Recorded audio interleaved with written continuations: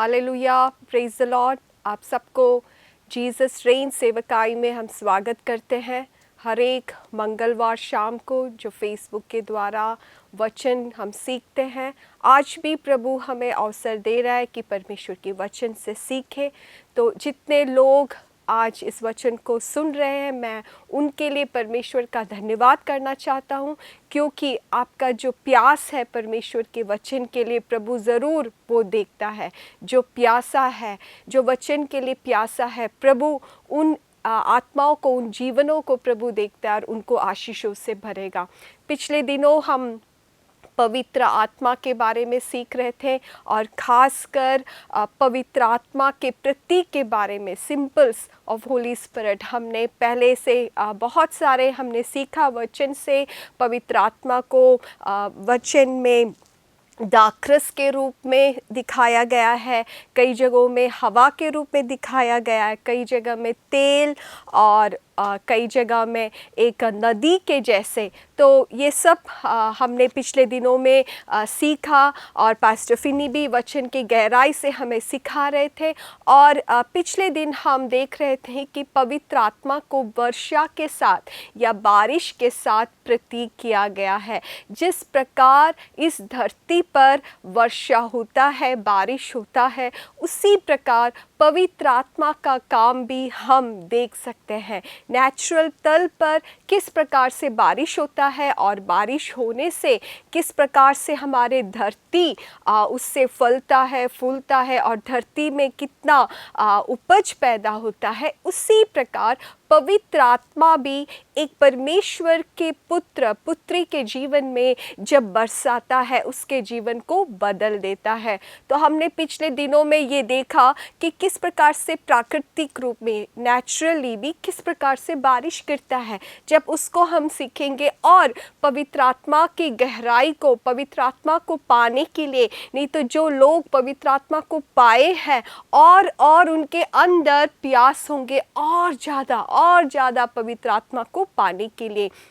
Natural तल पर जब हम देखते हैं कि किस प्रकार से बारिश होता है, हम देखते हैं कि जो वर्षा जो होता है वो समुंदर के पानी या नदियाँ और जहाँ कहीं भी पानी का तल होता है, तालाब का, जब सूर्य का किरण या गर्मी उस पर पड़ता है तो ये पानी भाप होकर वायुमंडल में जाता है और वायुमंडल में जाने के बाद वहाँ पे वो ऐसे घना बादल के जैसा हो जाता है और उसके बाद वो बादल बरस कर आता है। हालेलुया। इससे हमें भी सीखने के लिए बहुत है। हम क्या सोचते हैं कि प्रभु आप हमें दे दो, हमारा इसमें कुछ भी करने का बात नहीं है या हमारा कोई भाग नहीं है।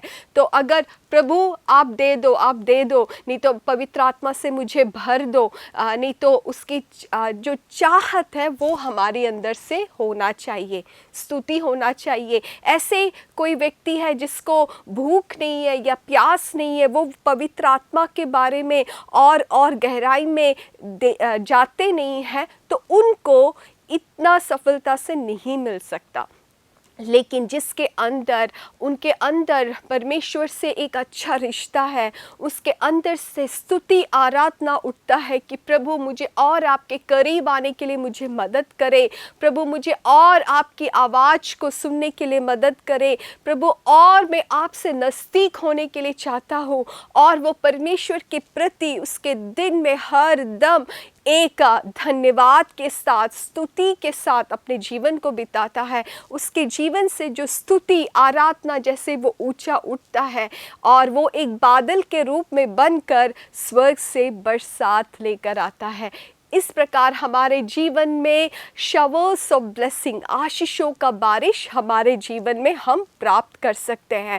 कोई लोग होते हैं वो अपने मन के काम करते हैं, जो उनको जो चाहते हैं वो करते हैं, उनको जो पसंद है वो करते हैं। वो कभी वचन के बारे में या प्रभु को ये पसंद होगा, मैं अगर ऐसे जीवन बिताऊं तो प्रभु को पसंद होगा, वो कुछ नहीं देखते हैं। वो बस अपने इच्छा के प्रकार जीना चाहते हैं, लेकिन एक तरफ वो ये भी चाहते हैं कि वो परमेश्वर के आशीष को पाए। लेकिन वचन में ऐसा नहीं है। जो लोग परमेश्वर के प्यासे हैं, जो लोग परमेश्वर की इच्छा करते हैं, जो अपने जीवन में हर एक समय पर, चाहे दुख हो, कठिनाई हो, खुशी के समय हो, हर एक समय पर परमेश्वर की आराधना स्तुति करते हैं, परमेश्वर की उस सानिध्य में रहना चाहते, उनके ऊपर आशीषों का बारिश होता है। हालेलुया। तो हमारे जीवन में भी हम जब चाहते हैं कि प्रभु आपकी बरसात को हमारे ऊपर भेज, तो हमारे अंदर भी हर एक परिस्थिति में हमें परमेश्वर की आराधना स्तुति करना है। क्यों करना है?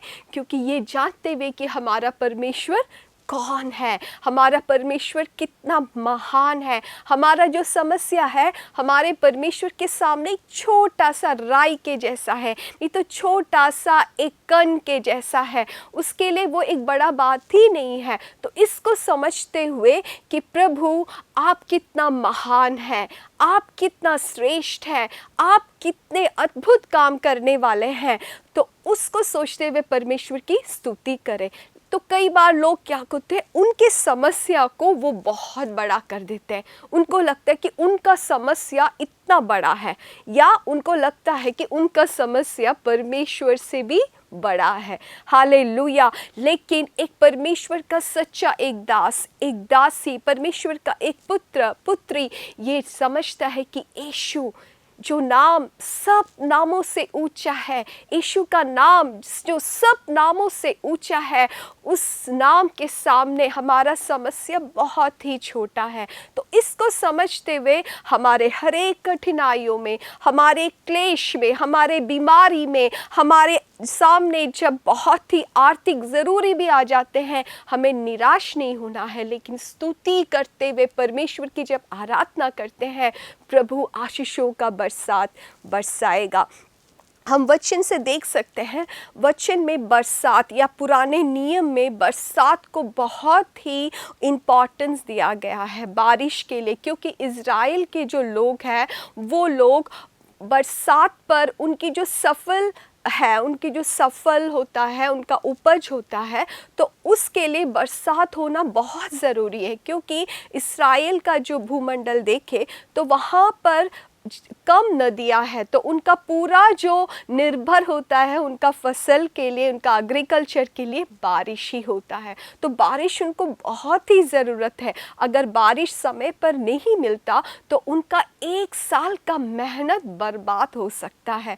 इसलिए वो लोग, उनका सबसे ज़रूरी क्या होता है उनके जीवन में, या उनका हर रोज़ का प्रार्थना क्या होता है कि प्रभु सही समय पे बरसात हो जाए। क्योंकि वो जो वहाँ के जो लोग हैं ज़्यादा किसान थे, वो एग्रीकल्चर पे ज़्यादा डिपेंड करते हैं, और उनका जो भेड़ बकरियाँ होता है उसके लिए भी बारिश होना ज़रूरी है, क्योंकि भेड़ बकरियों को घास देना पड़ता है, चराना पड़ता है। तो अगर बारिश नहीं होता तो घास नहीं उगेंगे, और घास नहीं उगेंगे तो ये भेड़ बकरियों को देखभाल करना मुश्किल होता है। तो आज के इस ज़माने में हम इतना महत्वपूर्ण नहीं समझते होंगे बारिश गिरना या अच्छा फसल होना, क्योंकि हम अभी बहुत ही एक अलग एक सोसाइटी में, समाज में रह रहे हैं। लेकिन उस समय जो लोग थे, इज़राइल के जो लोग थे, उनके लिए बारिश बहुत ही बड़ा एक कारण था।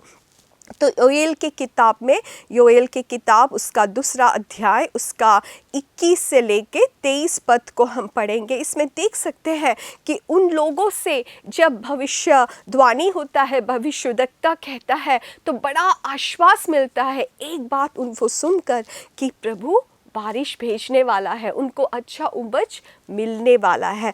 तो उसका योएल उसका 2 अध्याय उसका 21 से 23 पद को हम पढ़ेंगे। वहाँ लिखा है, हे देश तू मत डर, तू मगन हो और आनंद कर, क्योंकि यहोवा ने बड़े बड़े काम किए हैं।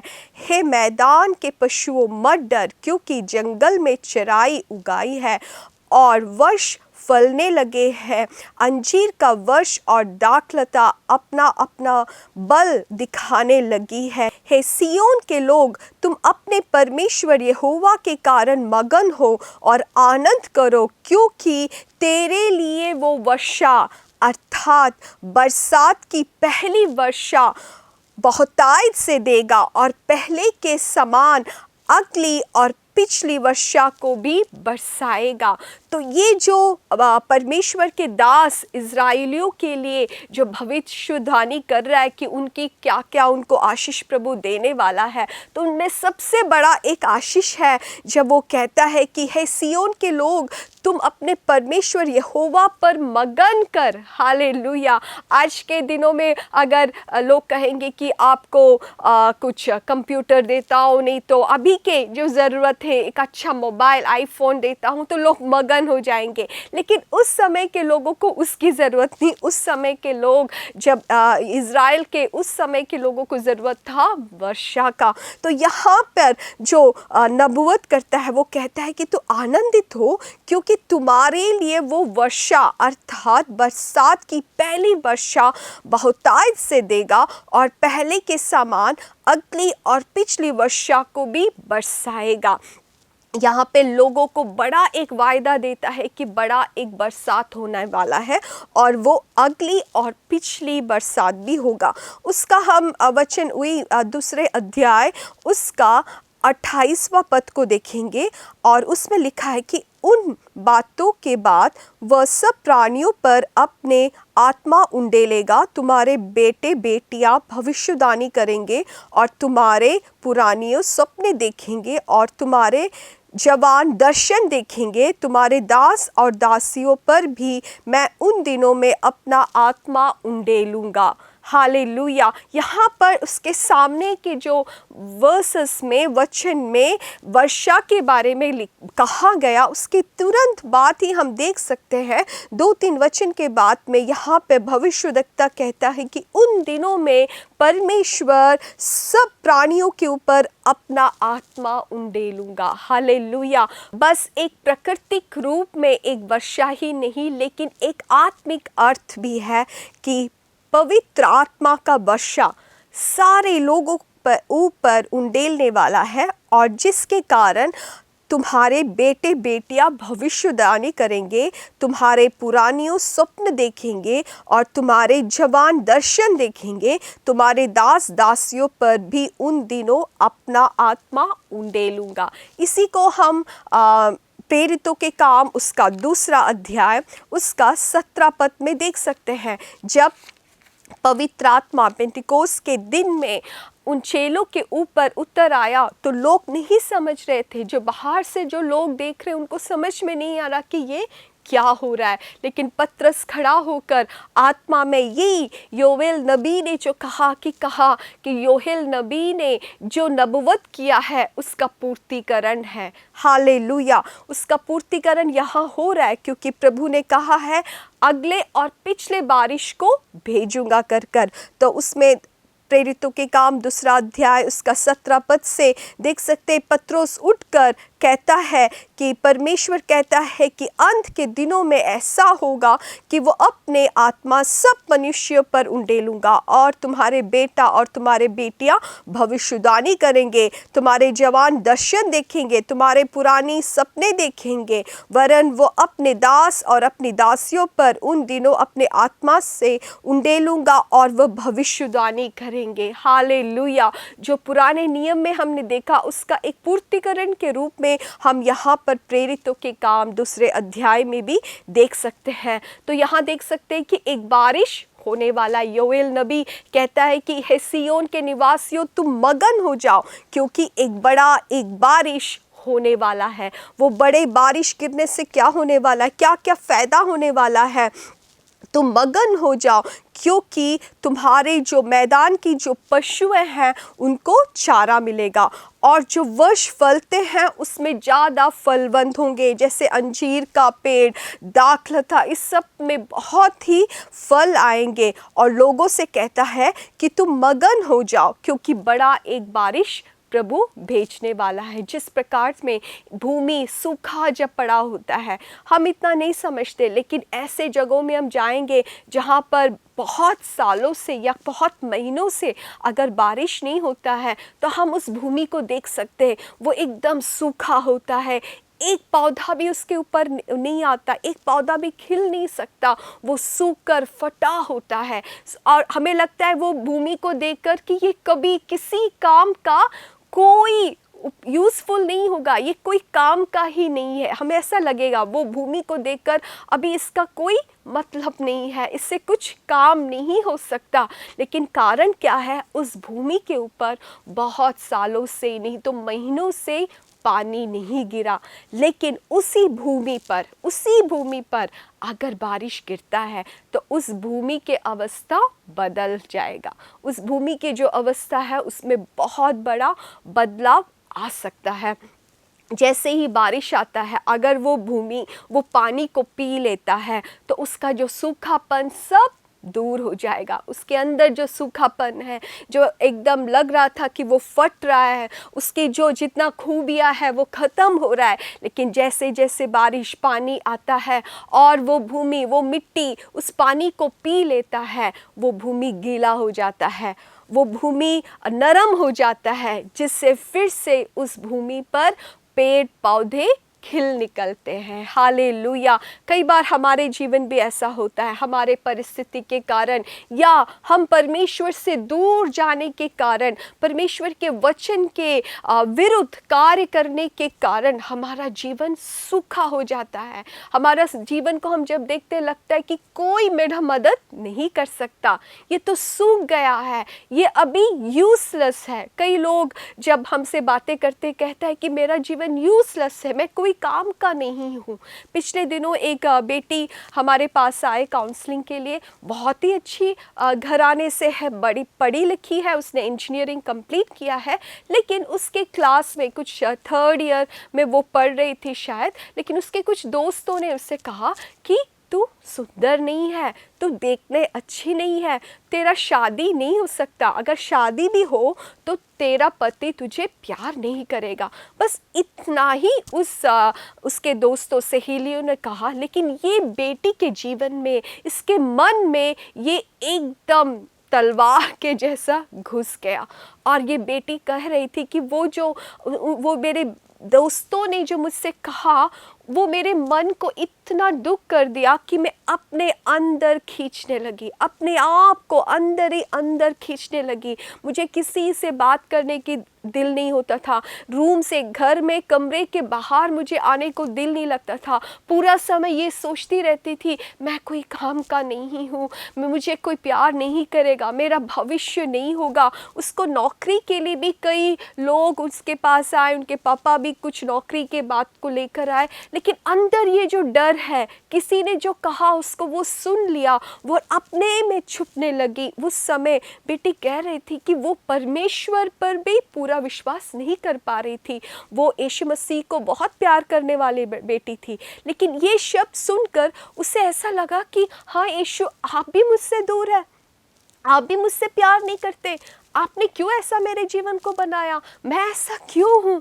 ऐसे करके वो यीशु मसीह से भी प्रश्न करने लगी, यीशु मसीह से भी उसका जो प्यार का संबंध टूट गई और अपने अपने अंदर, अपने सेल्फ में हाइड करने लगी, अपने अंदर वो छुपने लगी। ऐसे कुछ 3-4 साल वो ऐसे घर पर बैठी थी। आप सोच सकते हैं वो जवान लड़की के मम्मी पापा कितने दुख होंगे। और ये बेटी के अंदर भी वो चाहती है कि वो वापस आए, वो नॉर्मल तरीके से आए, लेकिन वो अभी नहीं आ पा रही क्योंकि वो परमेश्वर के करीब आ नहीं पा रही। उसने जो लोगों ने उसको देखकर कुछ कहा, उसको उसने विश्वास कर लिया, उसने सोचा कि वही सही है। लेकिन जब हम उनसे बातें कर रहे थे कि हमने कहा नहीं बेटा, ये जो तुमने सुना है वो एक झूठ है, लाइस है, ये शैतान का झूठ है। परमेश्वर के वचन तुम्हारे प्रति ऐसा नहीं कहता। परमेश्वर आपको देखकर ऐसा नहीं कहता कि तो किसी काम का नहीं है, ऐसा नहीं परमेश्वर कहता। आपके अंदर प्रभु ने ऐसी खूबियाँ दिया है, जिस परमेश्वर ने आपको सृष्टि किया है, ऐसी खूबियों से प्रभु ने आपको भरा है। तो कभी अपने आप को कम नहीं सोचना। फिर उस बेटी के साथ हमने प्रार्थना किया और वो बेटी को समझाया, वचन से समझाया। तब जैसे एक रोशनी आ जाता है, जैसे एक कमरा अंधेरा कमरा है और वो अंधेरे कमरे में जैसे ही रोशनी आ जाता है, उस कमरे में जो जो बातें, सुंदर बातें थी, जो जो अच्छी बातें थी, देखने लगता है। तो उसने खुद, वो जब रोशनी उसके अंदर आया, उसको खुद समझ में आया, हाँ मेरे अंदर प्रभु ने इतने अच्छे गुण दिए हैं, मुझे इतना अच्छा एजुकेशन दिया है, मुझे इतना अच्छा हेल्थ दिया है, प्रभु ने मुझे जो एक साधारण व्यक्ति को चाहिए वो सब प्रभु ने मुझे दिया है, तो मैंने ऐसा क्यों सोचा। ऐसे कर कर उसके जो डिप्रेशन से वो बाहर आने के लिए उसको प्रभु ने मदद किया। तो मैं ये क्यों कह रही, कई बार हम अपने अंदर सूख जाते हैं, अपने अंदर घुस जाते हैं, अपने आप को परमेश्वर से दूर करते हैं और ऐसे कुछ कुछ झूठ बातों को विश्वास करते हैं। लेकिन पवित्र आत्मा एक बारिश के जैसे, जैसे वो सूखी भूमि पर पवित्र आत्मा गिरता है, उस सूखी भूमि को एक अच्छा बगीचा बना सकता है। हालेलुया। आपका जीवन हो सकता है एक सूखी भूमि का जैसा है। आपको लगता है सब कुछ सूखा है, कुछ फल नहीं ला रहा, मैं कोशिश तो कर रहा हूँ, कुछ फल नहीं हो रहा। तो आपको क्या चाहिए? आपको चाहिए पवित्र आत्मा का बारिश, पवित्र आत्मा का बारिश। तो आप प्रार्थना करें कि प्रभु मेरे जीवन में वो पवित्र आत्मा का बारिश को भेजे। पवित्र आत्मा का बारिश मुझे चाहिए। जो प्यासा है प्रभु उसको देता है। आपको अभी कुछ एक नौकरी या लाखों रुपया, एक अच्छा घर, इसकी आवश्यकता नहीं। आपके सूखापन, आपके आत्मिक जीवन में जो सूखापन है, उसको हटाने के लिए आपको ज़रूरत है पवित्र आत्मा की वर्षा। आप दिल से अगर पुकारेंगे कि यीशु मसीह, आपने वायदा किया है जो प्यासे हैं आप उनको, प्रभु आपकी वर्षा को, पवित्र आत्मा को देगा। प्रभु मेरे इस सूखे जीवन को, मेरे इस सूखे आत्मिक जीवन को बदल दे और पवित्र आत्मा का वर्षा से मुझे भर दे। प्रभु अगर आप अपने कमरे में, आप जहाँ कहीं भी बैठे हो, आप अगर ऐसे प्रार्थना करते हैं, हमारा यीशु ज़रूर वो करेगा। पवित्र आत्मा को भेजकर आपके सूखापन को प्रभु बदल सकता है। तो एक सूखे भूमि में जैसे हमने देखा कि उसके अंदर कोई फल नहीं होता, हो सकता है वो सूखे भूमि में कुछ बीज भी डाला हो, पहले भी कुछ बीज सब गिरा हुआ हो, लेकिन जब तक वो सूखापन में है कभी वो फलदायक नहीं हो सकता। तो एक सूखी भूमि आपके जीवन में भी हो सकता है, बहुत सारे गुण हो, आपके अंदर बहुत सारे खूबियाँ हो, लेकिन अगर आप आत्मिक जीवन में सूखा महसूस करते हैं तो कभी फल नहीं ला सकता। आप अपनी कोशिश से कुछ भी नहीं कर सकते। आपको ज़रूरत है पवित्र आत्मा का बारिश। तो जैसा एक सूखा भूमि पानी के लिए, वर्षा के लिए तरसता है, आपके जीवन के लिए तरसो। पवित्र आत्मा मेरे अंदर मुझसे कहता है कि कुछ ऐसे बच्चे, जवान बच्चे जो अपनी पढ़ाई में आपको कुछ मुश्किल है, आप मुश्किल का सामना कर रहे हैं, आप पढ़ रहे हैं, आप कोशिश कर रहे हैं, लेकिन आपके दिमाग में कुछ नहीं आ रहा, आप सब कुछ भूल रहे हैं, आप चिंता करते कि मैं कैसे अपनी पढ़ाई को पूरा करूं। लेकिन पवित्र आत्मा आपसे कहता है, मैं नहीं जानती कि आप कौन से जगह से, कहां से है, लेकिन पवित्र आत्मा मुझे ऐसे बच्चों को दिखा रहा है जो पढ़ाई में स्ट्रगल कर रहा है। आप सोच रहे हैं कि कोई मुझे मदद करे, कोई मुझे ट्यूशन दे, कोई मेरे दिमाग को खोल दे, लेकिन मैं आपसे कहना चाहता हूं कि पवित्र आत्मा, इसका आंसर क्या है कि आप पवित्र आत्मा की अभिषेक से भरे, ये काफी है। आप प्रार्थना करें, प्रभु पवित्र आत्मा की अभिषेक से मुझे भर दे, पवित्र आत्मा की अभिषेक से भर दे, ताकि जो समस्या मैं अभी सामने कर रहा हूं प्रभु, उसको मैं जय प्राप्त कर सकूं। हालेलुया। पवित्र आत्मा, बस बहुत लोग सोचते हैं पवित्र आत्मा जब आराधना करते तब हमें मदद करता है। नहीं, पवित्र आत्मा आपके साथ हर दम, आपके हर एक कार्यों में मदद करने के लिए पवित्र आत्मा आपके साथ है। पवित्र आत्मा एक अच्छा सलाह देने वाला है, एक अच्छा काउंसलर है जो हमारे साथ रहकर हमें रोज सलाह देता है, हमें क्या करना है, कैसे करना है, हमें समझा देता है। और पवित्र आत्मा के बारे में यूहन्ना के सुसमाचार में लिखा है कि पवित्र आत्मा हमारा हेल्पर है, हमें मदद करने वाला है, हमारे पढ़ाई में मदद करने वाला है। जब मैं ये कह रही हूँ, मैं अपने अनुभव से कह रही हूँ। जब मैं स्कूल में पढ़ती थी, मुझे पढ़ाई में बहुत दिक्कत हुआ, तो एक बार हमारे क्लास में एक सर ने आकर कहा कि क्या आप जानते हैं आपकी पढ़ाई के लिए भी आप प्रार्थना कर सकते हैं और पवित्र आत्मा से प्रार्थना कर सकते हैं कि पवित्र आत्मा जब मैं ये पढ़ रही हूँ मुझे ये सब याद आने के लिए मुझे मदद करे। पवित्र आत्मा आप जब मैं पढ़ती हूँ आप मेरे साथ बैठकर मुझे पढ़ने में मदद करें। तो मैंने जब सुना, ये सबसे पहली बार मैं सुन रही हूँ, मैंने सोचा क्या ऐसा हो सकता है, पवित्र आत्मा मेरे पढ़ाई में भी, मेरे फिजिक्स में, मुझे केमिस्ट्री में प्रभु हेल्प कर सकता है। हाँ ज़रूर। उस दिन ही शाम को जब मैं जाकर प्रार्थना किया मेरे पढ़ने के पहले कि प्रभु आज मुझे पता चला कि पवित्र आत्मा आप मेरी पढ़ाई में भी मदद करते हैं, प्रभु मुझे मदद करें, मेरी पढ़ाई में मदद करें। ये बातें जो मैं पढ़ती हूँ मुझे समझ में नहीं आ रहा, लेकिन आप मुझे अपना ज्ञान दे, आपके ज्ञान से मुझे भर दे। आप विश्वास करो या नहीं, लेकिन मैंने अनुभव किया है, उस दिन से मेरी पढ़ाई में मैंने बड़ा एक बदलाव को देखा है। उस दिन से मेरे जीवन में प्रभु ने बड़े कार्य को किया है। मैं पवित्र आत्मा को और करीब से जानने के लिए लगी। तो जो जवान बच्चे आप पढ़ाई में आप दिक्कत आपके जीवन में है, तो आप ऐसे प्रार्थना करें। आपको भी ज़रूरत है पवित्र आत्मा की अभिषेक के लिए। आप प्रार्थना करें कि पवित्र आत्मा आपके उस वर्षात को, पवित्र आत्मा की वर्षा को मेरे ऊपर भेजे, जो मेरे पढ़ाई में, मेरे जीवन में जो भी सूखापन है प्रभु उसको दूर कर दे और आप मेरे साथ रहें।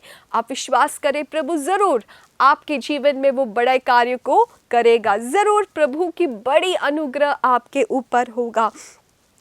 जिस प्रकार से एक सूखे भूमि पर वर्षा गिरने से वहाँ पर जो जो बीज बोया गया था, जो जो पौधे उगने थे वो सब उगते हैं, इसी प्रकार पवित्र आत्मा जब एक वर्षा के रूप में आपके जीवन में आएगा, आपके अंदर की जो खूबियाँ है, आपके अंदर की जो पोटेंशियल है, आपके अंदर की जो भलाइयाँ है, वो सब उग निकलेंगे। Hallelujah, hallelujah. आप हरे भरे भर जाओगे, आप फलोगे और फूलोगे, आप दूसरों के लिए एक आशीष का कारण बनोगे। वही आप, हालेलुया। अब देखिए, जो सूखा भूमि है, वो सूखा भूमि में कुछ बदलाव नहीं हो रहा। वो सूखे भूमि से वहाँ से लेकर दूसरे कंट्री में लेकर नहीं जा रहा। वो सूखा भूमि जहाँ है वही है, लेकिन यहाँ पे चेंज हो रहा है कि उसके ऊपर बारिश आ रहा है। उसके ऊपर, वही सूखे भूमि के ऊपर अगर बारिश आता है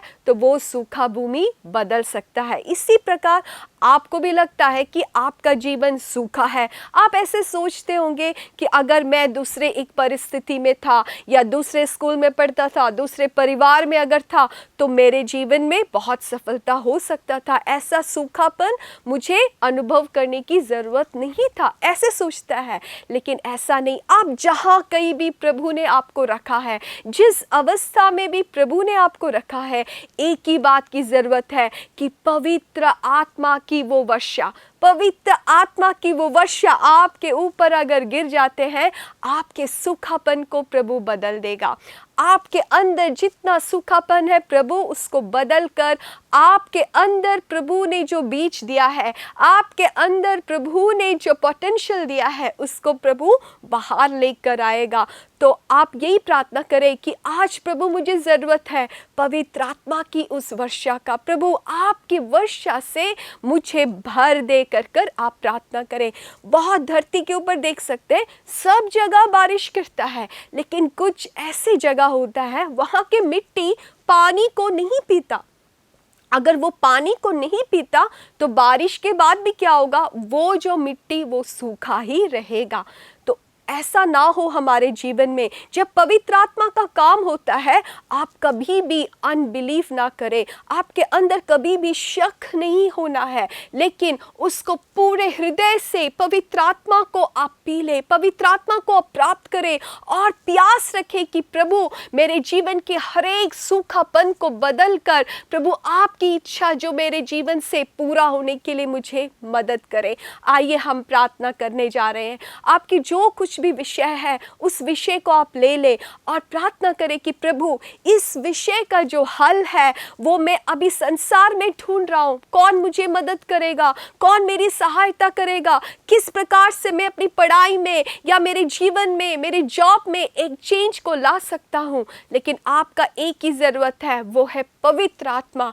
आप ऐसे प्रार्थना करें कि प्रभु मुझे आज किसी भी बात से ज़्यादा ज़रूरत आपकी पवित्र आत्मा का है। और प्रभु मैं ऐसा प्रार्थना करता हूँ कि आपकी पवित्र आत्मा की वर्षा मेरे ऊपर बरसा दे प्रभु। जैसे योएल नबी के किताब में कहा गया है कि जब वहाँ वर्षा हुआ वहाँ की भूमि हरी भरी हो गई, इसी प्रकार प्रभु मेरे जीवन को भी बदल दे। आइए मैं आपके लिए प्रार्थना करता हूँ। स्वर्गीय पिता, प्रभु जितने लोग आपके वचन को सुन रहे प्रभु, वो किसी भी हालत में क्यों ना हो प्रभु, आप उनको जानते, उनका टूटापन, उनका सूखापन, उनकी आवश्यकताओं को आप जानते हैं। जैसे प्रभु हमने वचन से सुना कि प्रभु एक सूखे भूमि पर भी जब बारिश आता है प्रभु, कैसे वो सूखे भूमि को आप बदल सकता है, कैसे एक मरुभूमि को अब बदल सकता है, इसी प्रकार प्रभु आप हमारे जीवन को बदल सकते प्रभु। आज जितने लोग पवित्र आत्मा के लिए प्यासे हैं प्रभु, प्रार्थना करती हूँ प्रभु उनके जीवन में आपके पवित्र आत्मा के अभिषेक को भेजे प्रभु, एक बारिश के जैसे होने पाए कि पवित्र आत्मा का अभिषेक उनके ऊपर आने पाए। जो भी सूखापन है, जो भी कठिनाई उनके जीवन में, वो दूर हो जाए प्रभु, और वो आपके करीब आ सके और यीशु के करीब आ सके और आप पर विश्वास कर सके। पाप के जीवन से, संसार की हर एक अट्रैक्शन से दूर होकर आपके करीब एक जीवन बिताने के लिए आप अपने बच्चों को मदद करें प्रभु। धन्यवाद प्रभु हमारे प्रार्थना सुनने के लिए, यीशु मसीह के नाम से मांगते हैं, आमेन आमेन हालेलुया। मैं ऐसा विश्वास करती हूँ जब हमारे साथ आप प्रार्थना कर रहे थे, प्रभु ने पवित्र आत्मा का एक बारिश को आपके जीवन में भेजा। जिन विषयों में आज आप प्रार्थना कर रहे थे प्रभु एक उत्तर दे रहा है। बहुतायत से प्रभु आप सबको आशीष दे। मैं कुछ बातों को याद दिलाना चाहती हूँ। हमारा इस वेडनेसडे को जून 1 तारीख को हमारा नाइट प्रेयर होगा 11 बजे से रात के 2 बजे तक। खासकर हम स्टेट ऑफ कर्नाटका के लिए प्रार्थना करेंगे और उसके कैपिटल बेंगलुरु से वो प्रार्थना होगा। जितने लोग आप हमारे साथ जुड़ सकते हैं, आप जून 1 तारीख को नाइट प्रेयर में हमारे साथ जरूर जुड़ेगा। आपके जीवन में भी एक आशीष होगा कि आप दूसरे लोगों के लिए भी आप प्रार्थना कर सके। और हर दिन सुबह 4 बजे एक टंग्स में प्रेयर होता है, उसका जो जूम में होगा। ये दोनों मीटिंग्स जूम लिंक आपको ये मीडिया में मिलेगा, ज़रूर आप उसमें जुड़िएगा। जितने लोग जुड़ते हैं उनके जीवन में उनका जो गवाही है कि ये बहुत ही एक आशीष है। तो ज़रूर मॉर्निंग 4 o'clock टंग्स प्रेयर में भी आप जुड़ने का कोशिश करिएगा। धन्यवाद जितने लोग हमारे साथ जुड़े, आप सबको धन्यवाद करते। प्रभु आप सबको बहुतायत से आशीष दे।